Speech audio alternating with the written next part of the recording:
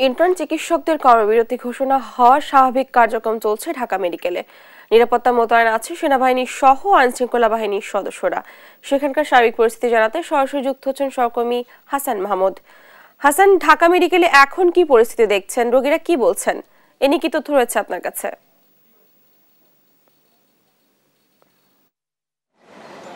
জানা, আপনাকে ধন্যবাদ। আপনি যেমনটা বলছিলেন যে এখন পর্যন্ত আমরা যেটি দেখতে পাচ্ছি, ঢাকা মেডিকেলে কিন্তু ব্যাপক পরিমাণ আইন শৃঙ্খলা রক্ষাকারী বাহিনীর সদস্যদেরকে মোতায়েন করা হয়েছে। সেখানে পুলিশের পাশাপাশি র্যাব দেখতে পাচ্ছি এবং সেখানে সেনাবাহিনীর সদস্যদেরকেও কিন্তু মোতায়েন করা হয়েছে এবং যথেষ্ট পরিমাণ নিরাপত্তা কিন্তু এখানে নিশ্চিতের ব্যবস্থা করা হয়েছে। যে দাবিটি চিকিৎসকদের পক্ষ থেকে ছিল, সেটি কিন্তু সর্বোচ্চ অগ্রাধিকার দিয়ে এখানে কিন্তু এখন পর্যন্ত নিরাপত্তা নিশ্চিত করার ব্যবস্থা করা হয়েছে।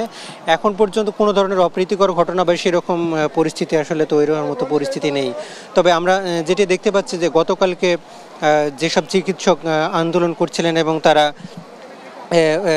সারা দেশে শাটডাউনের ঘোষণা দিয়েছিল, সেখানে কিন্তু প্রধান স্বাস্থ্য উপদেষ্টার সঙ্গে বৈঠকের পরে কিন্তু তারা সেই বৈঠকটি এবং যে কমপ্লিট শাটডাউন সেটি কিন্তু তারা প্রত্যাহার করার ঘোষণা দেয়, যদিও অপর একটি অংশ কিন্তু সেই ঘোষণা কোনোভাবেই মেনে নেয়নি। ফলে এখন পর্যন্ত আমরা দেখতে পাচ্ছি তাদের যে শাটডাউন সেটি কিন্তু এখন পর্যন্ত অব্যাহত আছে, যদিও জরুরি বিভাগ সেখানে কিন্তু খোলা রয়েছে। জরুরি বিভাগের বাইরে যেসব আউটডোরের সেবা কিংবা ইনডোরে যেসব রোগীর ভর্তি কিংবা অপারেশন, সেগুলো কিন্তু সম্পূর্ণরূপে বন্ধ আছে এবং তারা যেটি দাবি করছে যে তাদের দাবি পূরণ না হওয়া পর্যন্ত, নিরাপত্তা নিশ্চিত না হওয়া পর্যন্ত তারা কিন্তু এই ব্লকেড কর্মসূচি অর্থাৎ যে শাটডাউন কর্মসূচি সেটি কিন্তু অব্যাহত থাকবে। এবং আমরা দেখতে পাচ্ছি যে গতকালকে জরুরি বিভাগ যেটি সেটিও কিন্তু দীর্ঘ সময় ধরে বন্ধ ছিল, ফলে সাধারণ মানুষের যে ভোগান্তি সেটি কিন্তু অনেকটা বেশি ছিল। তবে আজকে যেহেতু জরুরি বিভাগটি খোলা রয়েছে, ফলে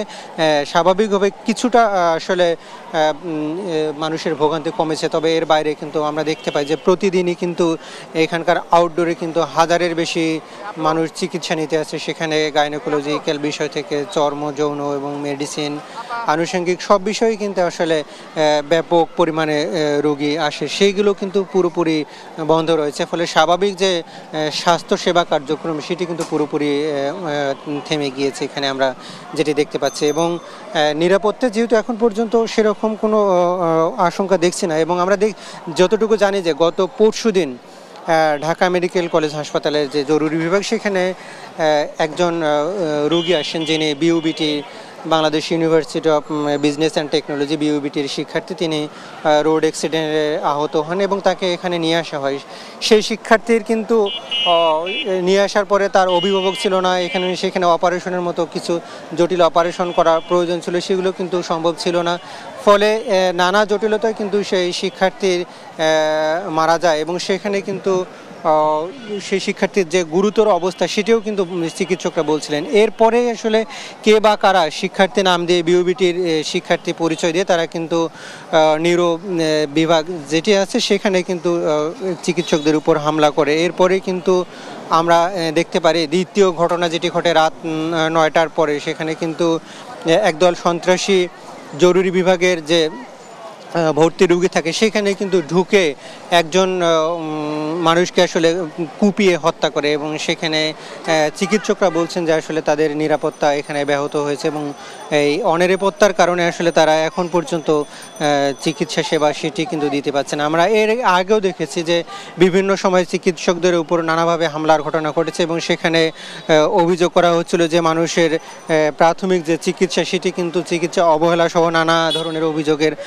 প্রেক্ষিতে কিন্তু সেখানে হামলার ঘটনাগুলো ঘটেছে। যদিও চিকিৎসকরা বলছেন যে আসলে তাদের পক্ষ থেকে কোনো ধরনের অবহেলা হচ্ছে না এবং তারা সর্বোচ্চ চেষ্টা করে চিকিৎসা দিয়েছেন। এরপরেও কিন্তু আসলে এসব ছোটোখাটো ঘটনার পরেই কিন্তু চিকিৎসকরা গতকালকে কিন্তু আন্দোলনের ঘোষণা দিয়েছে এবং সেটাই কিন্তু দফায় দফায় তাদের আন্দোলনের কঠোরতা সেটি কিন্তু বেড়েছে এবং সেখানে কিন্তু এখন পর্যন্ত সব ধরনের চিকিৎসা কার্যক্রম বন্ধ রয়েছে। তো ডনা ছিল আমার কাছে এখান থেকে সবশেষ পরিস্থিতি।